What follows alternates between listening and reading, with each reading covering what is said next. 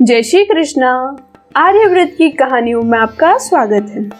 आज मैं आपको सुनाने जा रही हूँ श्री कृष्ण और अर्जुन की कहानी। तो चलिए शुरू करते हैं। सबसे बड़ा दानी। एक बार की बात है कि श्री कृष्ण और अर्जुन कहीं जा रहे थे। रास्ते में अर्जुन ने श्री कृष्ण से पूछा कि प्रभु, एक जिज्ञासा है मेरे मन में, अगर आज्ञा हो तो पूछूं। श्री कृष्ण ने कहा, अर्जुन, तुम मुझसे बिना किसी हिचक कुछ भी पूछ सकते हो। तब अर्जुन ने कहा कि मुझे आज तक ये बात समझ नहीं आई कि दान तो मैं बहुत करता हूँ, परंतु सभी लोग कर्ण को ही सबसे बड़ा दानी क्यों कहते हैं। यह प्रश्न सुन श्री कृष्ण मुस्कुराए और बोले कि आज मैं तुम्हारी यह जिज्ञासा अवश्य शांत करूंगा। श्री कृष्ण ने पास में ही स्थित 2 पहाड़ियों को सोने का बना दिया। इसके बाद वह अर्जुन से बोले कि हे अर्जुन, इन दोनों सोने की पहाड़ियों को तुम आसपास के गांव वालों में बांट दो। अर्जुन प्रभु से आज्ञा लेकर तुरंत ही यह काम करने के लिए चल दिए। उसने सभी गांव वालों को बुलाया। उसने कहा कि वह लोग पंक्ति बना ले, अब मैं आपको सोना बांटूंगा, और सोना बांटना शुरू कर दिया। गांव वालों ने अर्जुन की खूब जय जयकार करनी शुरू कर दी। अर्जुन सोना पहाड़ी में से तोड़ते गए और गांव वालों को देते गए। लगातार 2 दिन और 2 रात तक अर्जुन सोना बांटते रहे। उनमें अब तक अहंकार आ चुका था। गांव के लोग वापस आकर दोबारा लाइन में लगने लगे। इतने समय पश्चात अर्जुन काफी थक चुके थे।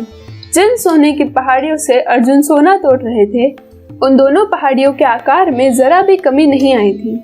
उन्होंने श्री कृष्ण जी से कहा कि अब मुझसे यह काम नहीं हो सकेगा, मुझे थोड़ा विश्राम चाहिए। प्रभु ने कहा कि ठीक है, तुम अब विश्राम करो, और उन्होंने कर्ण को बुला लिया।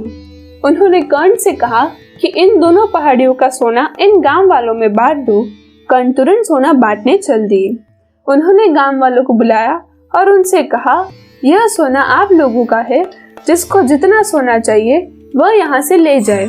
ऐसा कर्ण वहाँ से चले गए। ये देखकर अर्जुन ने कहा कि ऐसा करने का विचार मेरे मन में क्यों नहीं आया। श्री कृष्ण द्वारा अर्जुन को शिक्षा। इस पर श्री कृष्ण ने जवाब दिया कि तुम्हें सोने से मोह हो गया था। तुम खुद पर निर्णय कर रहे थे कि किस गांव वाले की कितनी जरूरत है। उतना ही सोना तुम पहाड़ी में से खोद कर उन्हें दे रहे थे। तुम में दाता होने का भाव आ गया था। दूसरी तरफ कर्ण ने ऐसा नहीं किया। वह सारा सोना गांव वालों को देकर वहां से चले गए। वह नहीं चाहते थे कि उनके सामने कोई जय जयकार करे या प्रशंसा करे। उनके पीठ पीछे भी लोग क्या कहते हैं, उससे उनको कोई फर्क नहीं पड़ता। यह उस आदमी की निशानी है जिसे आत्मज्ञान हासिल हो चुका है। इस तरह श्री कृष्ण ने खूबसूरत तरीके से अर्जुन के प्रश्न का जवाब दिया। अर्जुन को भी अब अपने प्रश्न का उत्तर मिल चुका था। निष्कर्ष। दान देने के बदले में धन्यवाद या बधाई की उम्मीद करना भी उपहार नहीं, सौदा कहलाता है। यदि हम किसी को कुछ दान या सहयोग करना चाहते हैं, तो हमें वह बिना किसी उम्मीद या आशा से करना चाहिए, ताकि हमारा सत्कर्म हो, ना कि हमारा अहंकार। यदि आपको मेरी यह कहानी पसंद आई हो तो वीडियो को लाइक करें और चैनल को सब्सक्राइब करें।